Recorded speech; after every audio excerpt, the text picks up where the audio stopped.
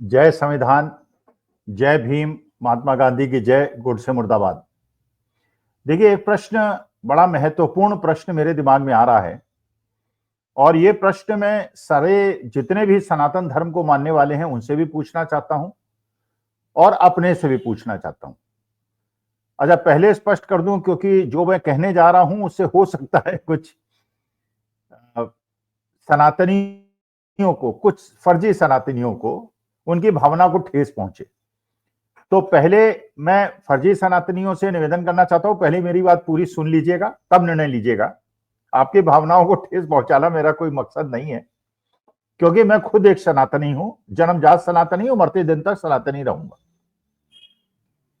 मैं ये जानना चाहता हूं कि हमारे सनातन धर्म में जिस चीज की पूजा की जाती है उसी चीज का नाश क्यों किया जाता है, उसी को बर्बाद क्यों किया जाता है। भावना को ठेस पहुंची तो पहले माफी मांग लेता हूं, वैसे भावना को ठेस पहुंचने का प्रश्न नहीं है, क्योंकि जो भी मेरी बात को सुनेगा, चाहे सनातन धर्म को मानने वाला हो या किसी और धर्म को मानने वाला हो, वो मानेगा जो बात मैं कह रहा हूं सच कह रहा हूं, लेकिन पूरा सुनना पड़ेगा, तब निर्णय लीजिएगा। और अगर भावना को ठेस पहुंचती है, जो भावनाएं आजकल बड़ी आहत हो जाती हैं बड़ी जल्दी जल्दी, तो ऐसा कोई मेरा मकसद नहीं है, कोई मंशा नहीं है, और भावना को ठेस नहीं पहुंचनी चाहिए। देखिए, सनातनी लोग, मैं भी 3 चीजों को बहुत ज्यादा पवित्र मानता हूं। अच्छा, जिन चीजों को हम सनातनी पवित्र मानते हैं उन्हीं का नाश कर देते हैं, उन्हीं को बर्बाद कर देते हैं। नंबर 1 जिसको हम सबसे ज्यादा पवित्र मानते हैं वो गौ माता है, और हम गौ माता को माता कहते हैं। बचपन में मैंने पढ़ा था, सुना था, और आप लोगों ने भी सुना होगा अपने बचपन में, जो बचपन में है अभी सुन रहे होंगे, गाय हमारी माता है, हम दूध इसी का पीते हैं, इसके बछड़े के बल पर हम भारतवासी जीते हैं। और ये भगवान कृष्ण ने भी बताया था गौ माता का महत्व, क्योंकि इसलिए कि गौ माता का दूध हम पीते हैं, गोबर नहीं खाते हम, मूत्र नहीं पीते। कुछ लोग हैं जो माता का दूध ना पी के मूत्र खाते हैं और गोबर खाते हैं, मैं उन लोगों में से नहीं हूं, मैं असली शुद्ध सनातनी हूं। तो माँ का तो दूध पिया जाता है, मूत्र तो नहीं पिया जाता। मैं नहीं जानता कि कोई ऐसा करता होगा, और अगर माँ का पीते हैं तो पिता का क्यों नहीं। मतलब ये तो जेंडर विभेद हो गया। भावना को ठेस ना पहुंचे, बस बार बार कह रहा हूं, किसी की भावना को ठेस नहीं पहुंचनी चाहिए, ऐसा मेरा कोई मकसद नहीं। फिर अगर आप गौ माता का हाल देखें, हमारे देश के अंदर गौ माता का हाल क्या बना दिया गया है। पहला आप ये देखें, विश्व के अंदर जितना भी बीफ एक्सपोर्ट होता है, उस बीफ एक्सपोर्ट में भारतवर्ष का पहला या दूसरा नंबर है। सबसे ज्यादा बीफ एक्सपोर्ट हमारे देश से होता है। अगर गौ हमारी माता है तो मां को काट के विदेश भेजना केवल पैसा कमाने के लिए, क्या ये उचित है या अनुचित? आप लोग बताएं, किसी भी धर्म के हो, आप लोग अपने दिल पे हाथ रख के इसका प्रश्न का जवाब दें। जो शंकराचार्य महोदय कह रहे हैं कि जिस देश के अंदर सनातन धर्मी गौ माता को पूज्य मानते हैं, उनका मांस काट काट के क्यों विदेश भेजा जाता है और इस पर रोक क्यों नहीं लगनी चाहिए? भाई, या तो रोक लगा दीजिए, अगर गौ माता मानते हैं तो काटने पे रोक लगा दीजिए, एक्सपोर्ट पे रोक लगा दीजिए। अगर माता नहीं मानते हैं तो कोई बात नहीं, फिर कोई परेशानी नहीं। भाई, जैसे विदेश में लोग खाते हैं, हम लोग नहीं खाते, हम सनातन धर्मी नहीं खाते। इसलिए नहीं खाते कि मां का गोश्त थोड़ी खाया जाता है, लेकिन वहां खाते हैं, इसलिए उन्हें काटने में भी कोई समस्या नहीं। तो या तो आप मां मानना बंद कर दें, मां माने तो आप काटना बंद कर दें और एक्सपोर्ट करना बंद कर दें। दूसरा, आप गौ माता का जरा, जब भी आप कार से निकलते होंगे, पैदल निकलते होंगे, साइकिल से निकलते होंगे, ट्रेन से निकलते, कहीं भी निकलते होंगे, तो आप देखते होंगे गौ माता कितनी बदहाल स्थिति में है। वो गौ माता जिसको हम मां मानते हैं।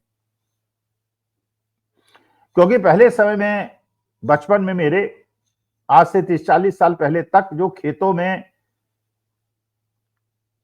काम आता था वो बैल आता था।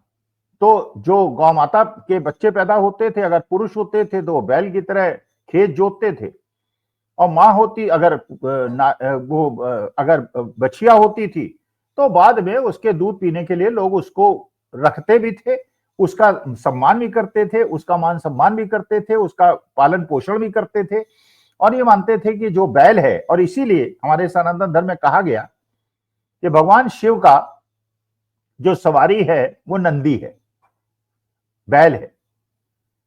यही इसीलिए बनाया गया कि लोग बैल का सम्मान रखें और गौ माता का सम्मान रखें, लेकिन गौ माता को आप सड़क के किनारे प्लास्टिक खाते हुए देखते हैं। बल्कि जो वेटनरी डॉक्टर्स हैं वो बताते हैं कि एक एक गाय के पेट से 30-30 किलो प्लास्टिक मिलती है। इसलिए कि हम वो सनातनी जो गौ माता को मां मानते हैं, वो इतनी भी जहमत नहीं उठाते कि रोटी अपने हाथ से खिला दें या सामने रख के खिला दें। हम प्लास्टिक की थैली में जो बचा हुआ घर का झूठा खाना है वो प्लास्टिक की थैली में डालते हैं और कहीं भी उसे फेर देते हैं, और गौ माता क्योंकि भूखी होती है तो उसको खाने के चक्कर में, रोटी खाने के चक्कर में वो प्लास्टिक खा लेती है, और बहुत सारी गौ माताओं की इसमें मौत भी हो जाती है। सड़कों पे लावारिस गौवंश के लोग आपको घूमते हुए मिलते हैं। क्या ये जिस गौ माता को हम अपनी माता मानते हैं उसके साथ ऐसा व्यवहार, ये क्या एक पाखंड नहीं है, ये ढोंग नहीं है? और क्या ये प्रश्न लाजमी पूछना नहीं है कि क्या हम सनातनी ढोंगी है या पाखंडी है? मैं हम कह रहा हूं, उसमें मैं भी इंक्लूडेड हूं, मैं अपने से प्रश्न पूछ रहा हूं। नंबर 2, हम लोग ये मानते हैं कि गंगा माता या कोई भी नदी पूज्य है। विदेश वाले ऐसा नहीं मानते, क्रिश्चियन देश ऐसा नहीं मानते, मुसलमान देश ऐसा नहीं मानते, वो मां नहीं मानते। लेकिन आप अगर किसी भी मुस्लिम देश में चले जाएं या किसी भी क्रिश्चियन देश में चले जाएं, जो नदी को मां नहीं मानते, उनके यहां नदी की शुद्धता को आप देखिए। और हमारे देश के अंदर जहां गंगा माता को मां माना जाता है और जहां अंतिम संस्कार करके हम लोग कहते हैं कि हम वैतरणी चले जाएंगे, भगवान के पास चले जाएंगे और हमारे जो राख है वो गंगा मैया में बहराई जाए, कहीं भी किसी भी बहती हुई नदी में बहाई जाए, उसकी गंदगी का हालत क्या, अगर हम लोगों का ये कर्तव्य नहीं था, भारतवासियों का, भारत की सरकार का, सारी सरकारों का, कि अगर आप नदियों को मां मानते हैं तो देश के अंदर एक सीवर का जाल बिछा देते।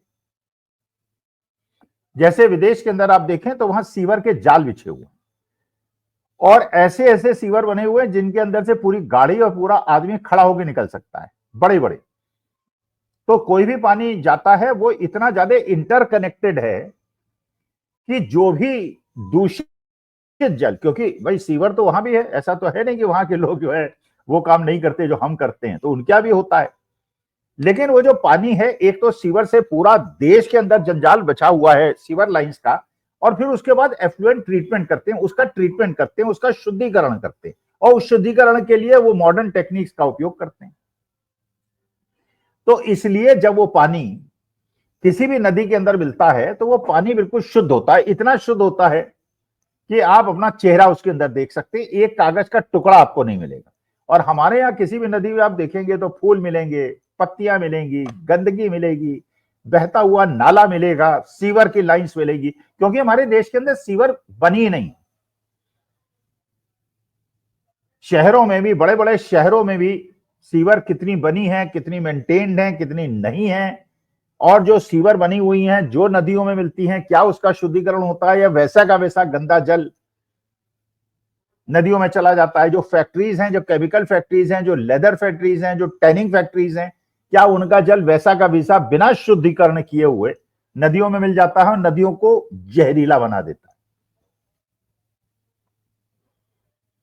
तो एक तो आपकी सीवर लाइंस नहीं बिछी हैं, दूसरा आप उसका शुद्धिकरण नहीं करते, उसका एफ्लुएंट ट्रीटमेंट नहीं करते। इसकी वजह से भाई जब आप शुद्धिकरण नहीं करेंगे और सीवर नहीं होंगे तो मानी बात है कि जो सोकपिट्स भी हैं, जैसे छोटे छोटे कस्बों में सोकपिट्स हुआ करते हैं, तो सोकपिट्स का जो सीवर, उसे पंप से खींच के सारा का सारा नदियों में बहा दिया जाता है, तो वो गंदगी कहां जाएगी? अच्छा, उसी नदी में आप हमसे अपेक्षा करते हैं हम स्नान करें और आचमन करें और उसकी पूजा करें, तो कैसे करें? मैं इसीलिए महाकुंभ में, जिसे कहते हैं हम तो कुंभ ही कहते हैं, उसमें स्नान करने नहीं गया, क्योंकि मैंने ये समझा कि जब सीवर नहीं है, जब सारा गंदे नले नाले उसमें मिल रहे हैं, तो मेरी मैया गंगा को तो आपने दूषित कर दिया। उस आपके दोष के कारण जो मेरी माँ को गंदा किया गया, उसमें मैं कैसे स्नान करूं? तो मैया कहती है, माँ गंगा कहती है कि मेरे को कम से कम सांस तो लेने दो। उसमें लाश बहा देते हैं लोग, उसके अंदर फूल बहा देते हैं, उसके अंदर गंदगी बहा देते हैं। तो गंगा को आपने क्या बना दिया है तो आप ही बताएं। मैं तो आपकी भावना को और अपनी भावना को ठेस नहीं पहुंचाना चाहता, लेकिन अगर आप एक ही विदेश की नदियों को देखें और अपने देश की नदियों को देखें, जिस नदी को आप माँ कहते हैं और जिसको आप पूजा करते हैं और जिसकी अर्चना करते हैं और सारी गंदगी उसके अंदर डाल देते हैं, तो क्या ये आपका ढोंगपना नहीं है, आपका पाखंड नहीं है? भावना को ठेस पहुंची हुई तो मैं क्षमा मांग लेता हूं। वैसे क्षमा मांगने का मतलब नहीं है, क्योंकि आप भी सहमत होंगे जो मैं कह रहा हूं सही कह रहा हूं। इसके बाद तीसरे को, जो एक तो आप गंगा मैया हो गई, एक गौ माता हो गई, तीसरा आप कहते हैं कि हम नारी को पूज्या मानते हैं और नारी की पूजा करते हैं, इसीलिए आपने जितनी देवियां बनाई हैं सब नारियां बनाई हैं। तो ये जो नारी नारी ये कहती है, मैं तो नारी नहीं हूं, अगर नारी होता तो मैं पूछता भैया या तो पूजा मत करो, जो कर रहे हो अगर यही करना है तो हमें पूजा मत करो, हमें देवी मत बनाओ, और अगर देवी बनाओ तो वैसा व्यवहार करो जैसा देवी के साथ व्यवहार होता है। और जो लोग देवी के साथ, क्योंकि 9 दिन तो आपने व्रत रख लिया, 9 दुर्गे में आपने नारी का पैर छुआ, बिटिया का पैर छुआ, उसको खाना खिला दिया, और बाकी दिन पूरे हिंदुस्तान के अंदर जिस प्रकार से नारियों के साथ होता है, और जिसको जो लोग करते हैं उनको आप मेंबर ऑफ पार्लियामेंट बना देते हो, उनको आप एमएलए बना देते हो, उनको आप मंत्री बना देते हो। वो ऑस्ट्रेलिया में एक बीजेपी फ्रेंड्स का एक अध्यक्ष था जो 40 साल की सजा उसको ऑस्ट्रेलिया में मिली, क्योंकि उसने बहुत सारी लड़कियों को नशा दे के उसके साथ व्यभिचार किया। 40 साल, 30 साल उसको पैरोल नहीं मिलेगी, और वो भी हिंदू है, वो भी धनखड़ है, हरियाणा का, रेवाड़ी का।